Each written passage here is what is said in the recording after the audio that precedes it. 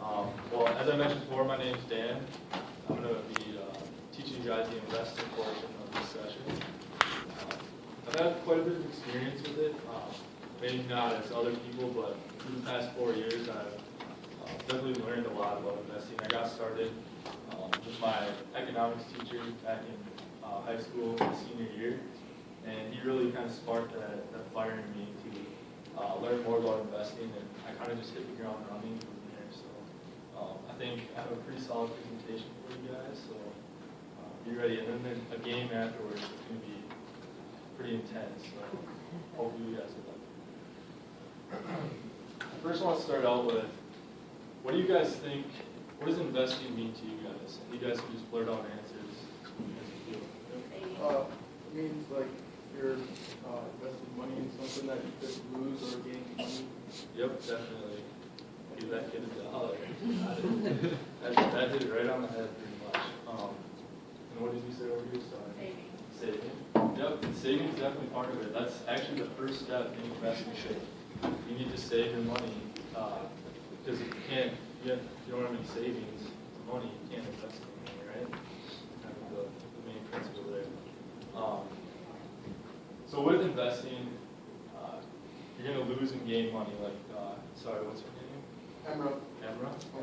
You're going to gain and lose money as the markets turn, right? So whether you're in stocks, you're in bonds, you're in mutual funds, as I'm going to explain here later on in the presentation, it's going to adjust due to economic problems, failures, what have you. But mainly through investing, you're going to have the ups and downs. And like I said before, there's many ways you can invest as well. You don't even have to invest in the stock market. You can invest in, I don't know, anything that will gain value over time or lose, like we were saying. Next one here. The big thing that I want to stress too is the top portion there. Let your money work for you. You know, you put in your research for anything you want to invest in, and kind of just let it work for you. And you do the solid research. It's going to be hopefully good for you in the long run, or in the short term as well. And like it said on the bottom here, if you cannot afford to lose a certain amount of money, obviously don't invest it. You want to pay off your other debts first, get those things taken care of before you invest in money. It's definitely going to help you in the long run. As you see on the left here, you have this kind of word puzzle: profit, risk, and loss. Those are just explaining kind of, you can make a lot of profit in the market, investing your money can definitely help you, but there's also a certain risk that involves that. And the more research you do, looking into different aspects, the better you're going to end up. And then what we don't like to hear is the loss part of things, that you're going to end up losing some money at some points, and you just got to take your losses and then go from there, see if you can improve at any time.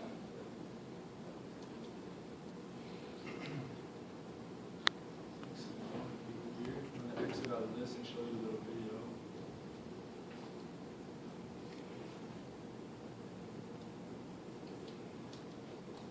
Okay, so the next thing we're going to talk about is your ROI, which means your return on your investment. So basically, I'm going to show you this video, and then we can talk about it more in depth afterwards.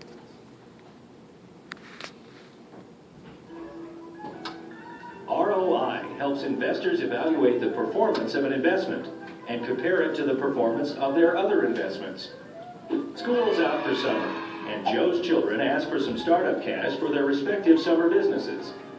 Joe gives each child $100. In return, they must split their profits 50-50 with Joe at the end of the summer. Joe's daughter opens a lemonade stand.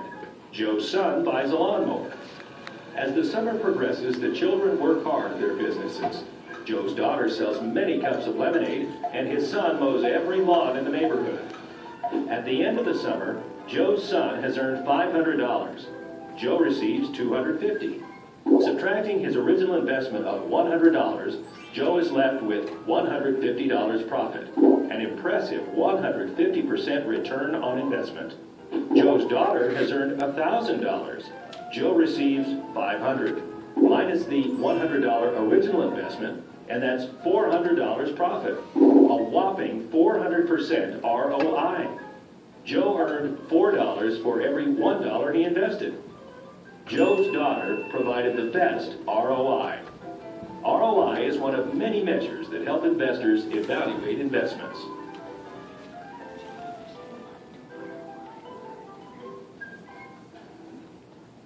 So, as you can see from the video, does that video make sense to everybody? Does anybody have any questions?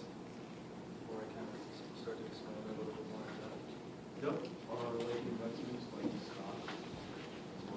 So, what was that? Yep. So when you, let's say you want to invest something in the stock market, and I'm going to get to that in a little bit here. Stocks, you'll be owning a portion of a company, and then that would be your investment towards that company. And I will get to that here in just a second, and I'll answer your questions. Okay, so for the ROI, basically what this means is, as you can see, for your initial investment, what are you going to gain off of that initial investment? So as you can see from the video, the 4-to-1 ratio that they put up there, the initial investment was that 1, and they gained 4 for every 1, right? So for every $1, they gained $4. Does that make sense to anyone? Any questions? Sam, did you have a question? Oh, never mind. ROI, your return on investment. Grace and Sammy, I want you to know how to do that for the board meeting in May. We have to record on our dinner tonight. So you'll take, what you'll do is take your initial investment, the money that you started with, right? And then whatever money you gain from tonight's benefit, okay, that'll be the money that you gain from your initial investment. That'll be your return. Put Dan's name down in your notebook, so if you have questions, you can Definitely. call him back.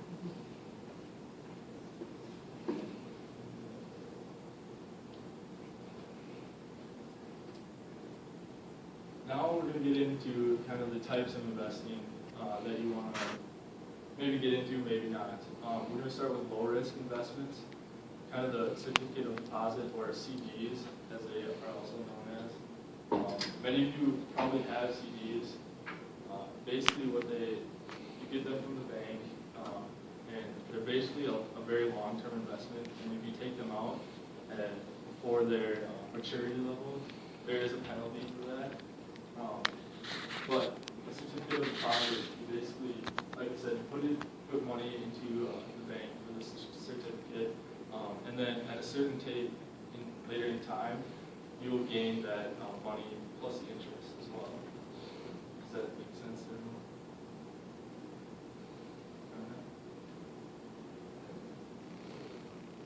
The next one we'll go to are the bonds. Does anybody know what a bond is? Just out there, kind of see what that. Any guesses? You would pay like some amount of it, something like that. Yeah. And keep going with that. Feed off that. Yeah. The amount, and then after you time, you would have to just. Yep. So with the bonds, an example of the U.S. Treasury, or if you want to buy a bond in a corporation, it's kind of like a loan per se. So you'd be giving that corporation, or in this case the government, a certain amount of money, and they're guaranteeing you that they'll pay that money back as well as interest, right? And a lot of the times what people do is with the government bonds, it's more of a secure investment per se, because it's the government. There's a lot of money, right? They go through a lot of money. Whereas a corporation, they're more to themselves. They do have a lot of money, but they don't have the government backing up their profits and whatnot. So with bonds for the U.S. Treasury, kind of with that initial investment, you give them kind of that loan, and they'll give you the interest back on that plus the main investment. Does Is that, any questions?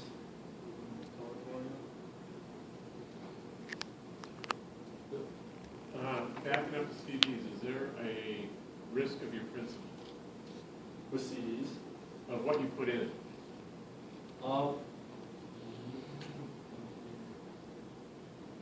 If you take out at a certain point.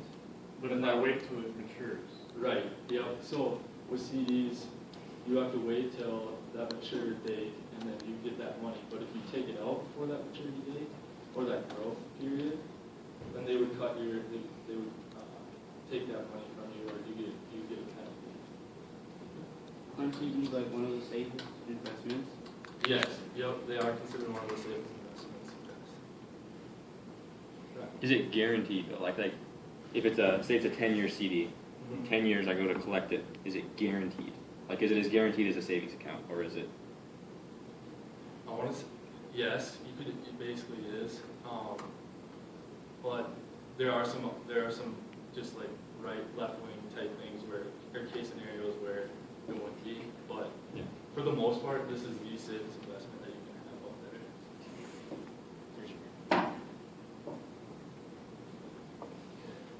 Now we'll go on to mutual funds. Does anybody have an idea what a mutual fund is? Do you have an idea? Yep.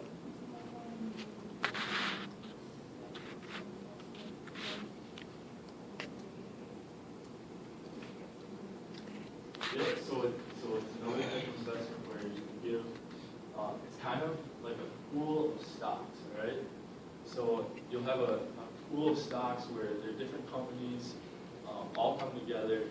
So let's say you have, for example, an oil mutual fund that has all the companies that deal with gathering oil, producing oil, and getting it out, shipping it out. So they're going to have all those different types of companies in that mutual fund that you can invest in. And it's more of a safer investment. As you can see, I have the low risk and high risk investment there too, because you can get into some high risk mutual funds. And when I say high risk, that means it's going to be, you have potential to gain a lot and you have potential to lose a lot as well. Yeah. So, like a lot of companies are, like, mutual funds, so,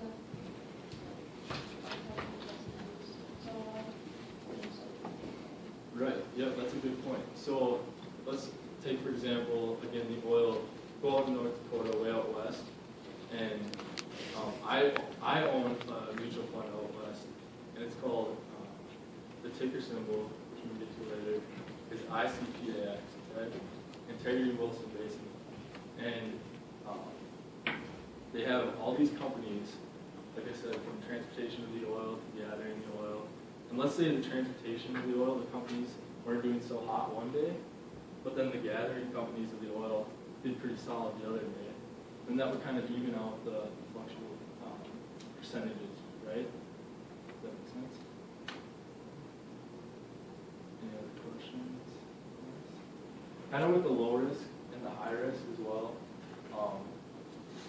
It all depends on how you want to invest, or your strategy of how you want to invest. So if you're feeling really risky and you want the potential to gain a lot, you go with the high risk. But if you don't really want to throw your money around and you just kind of want to have steady gains, let's say, then you go for the low risk investments. Does that make sense to you? Now we'll go on to stocks. So this can answer Daniel, right? Yep. So stocks, right? You can own an investment in a stock of a company, okay? So it's basically saying you own a certificate that says I own part of this company. So does anybody know a company out there? Just name one that's out there. Microsoft? Okay, yep. So let's say you wanted to buy one share of Microsoft, okay? I think the price is, I can show you actually, it's probably around $26. I'll show you.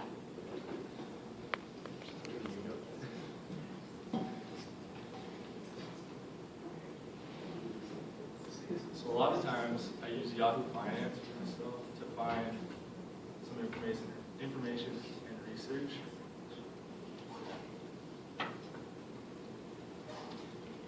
look up Microsoft, and you see how I typed in these letters? I don't know if it's pretty hard to see, MSFT. That would be the ticker symbol that I was talking about earlier, where it's kind of like the abbreviation of the whole company's name, all right? Just an easier way to kind of look up the company. So it's right around, see the price, $28.79 today. Now, if you wanted to buy one share of that, you'd have to pay $28.79 to get that share. And then you own one share of that company. And with that one share, you could have the rights to vote on meetings of board members. You gain any profits of that company that they would be gaining from sales, revenue, and whatnot, and earnings per share as well. Has anybody seen anything kind of like this? Have gone on Yahoo Finance or kind of research stocks? No? How often would that price change? This price changes every day. So the markets will be open from Monday through Friday, from 8:30 in the morning Central Time to 3 o'clock Central Time. And they'll be changing all the time, right? The markets, they'll be buying and selling. See those guys on Wall Street at all in movies? They'll be yelling across the way, trying to buy and sell stuff. So, which we're going to be getting there, so be excited. So like